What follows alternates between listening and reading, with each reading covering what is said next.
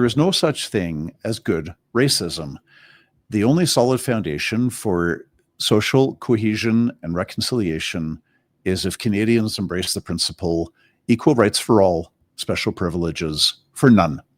Unfortunately, some Canadians, including some judges, think that there is good racism and bad racism. Case in point is the Cowichan versus Canada decision of the British Columbia Supreme Court.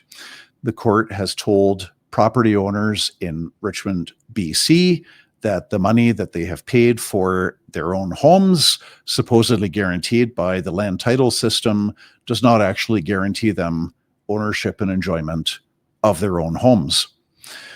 The Musqueam and Tsawwassen Aboriginals also went to court over the same territory. They lost. The majority of British Columbia's land is claimed by one or more Aboriginal groups. Now, the people who bought their homes in Richmond had no knowledge of the Cowichan Aboriginal claim. And the value of the land, according to one witness in the Cowichan court action, is $100 billion. That is 100,000 millions, if you can fathom the amount. And it works out to about $12 million tax-free for every member of the Cowichan band. This creates extreme uncertainty for property owners in Richmond and throughout BC and perhaps in the rest of Canada as well. Does anybody seriously believe that this court ruling is going to bring about reconciliation between Canadians of Aboriginal ancestry and Canadians whose ancestry is Chinese, East Indian, English, French, German, Ukrainian, Russian, Jamaican, et cetera, et cetera? Of course not. Some people applaud this ruling. They say, well, it's only fair because we stole the land from the Aboriginals. But I would ask the question, who is we in 2025? Is there even one Canadian alive today about whom it could honestly be said that she or he stole land from Aboriginals? Of course not. The court's thinking is based on intergenerational guilt, whereby people must pay for the sins, real or alleged, of their great-great-great-great-great-great-great-great-grandfathers.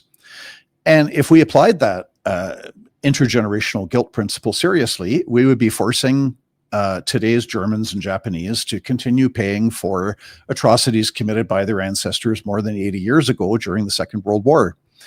Every country in the world has had shifting boundaries and people groups over time. Most of the countries in the world today didn't even exist 300 years ago, or if they did, it was with different boundaries and different ethnic compositions. Would it be smart to apply the principle of intergenerational guilt and start redrawing all of the boundaries of all the countries in the world? I mean, obviously not. If this is not a good idea, why would we try to do it now in Canada and apply that principle of intergenerational guilt? The Cowichan court ruling exemplifies Marxist thinking. In Marxism, there are oppressor groups and there are victim groups, and the innate dignity and the inherent value of every individual really doesn't matter, because everything is about class struggle and group warfare and choices made by individuals, whether individuals acquire virtue, how courageous or kind we are, doesn't really matter. And so the old Marxism said that life is perpetual conflict between the capitalist oppressors and the victim workers. And today's Marxism has shifted. It doesn't care that much about economics and class struggle, but today's Marxism says that life is perpetual conflict between men and women, between light-skinned people, dark-skinned people, between Jews and Muslims, between straight people and gay people. Everything's all about group conflict, and the final utopia is where the victims vanquish the oppressors. And there's no room there for constitutional rights and freedoms, human rights or freedoms of expression, association, conscience, religion, our right to purchase and own and enjoy private property. None of those individual rights and freedoms matter through the Marxist lens.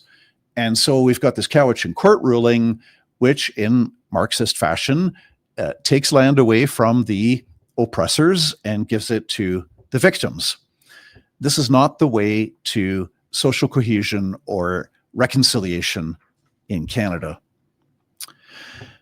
Once upon a time, we Canadians rightly denounced the racism of the apartheid system in South Africa, where the government classified everybody in the country as being white, black, colored, or Indian.